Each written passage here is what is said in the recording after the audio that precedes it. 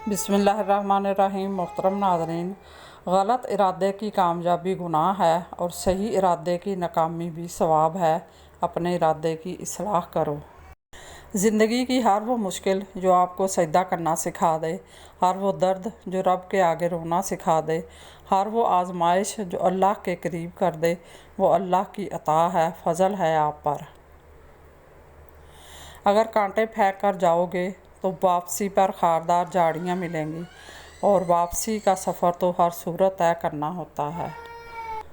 ये उदासी तुम्हें अंदर से तैयार कर रही है ताकि तुम हालात का मुकाबला सब्र और हिम्मत के साथ कर सको। अक्सर दिल की बार बार उदासी इस बात की निशानी होती है कि ज़िंदगी में कोई बड़ा फ़ैसला या तब्दीली करीब है। उदासी कभी कभी अल्लाह की मोहब्बत की अलामत भी होती है। रब चाहता है कि बंदा दुनिया की उलझनों में खो जाने की बजाय दुआ, ज़िक्र और नमाज की तरफ रुजू करे। ये कैफियत अल्लाह की तरफ से एक पैगाम है कि अपने अमाल पर नज़र डालो और सच्चे दिल से तौबा करो। जब इंसान का दिल बार बार उदास और बेसुकून हो तो ये इस बात की अलामत है कि कहीं ना कहीं दिल गुनाहों की माफ़ी मांगने के लिए बेचैन है।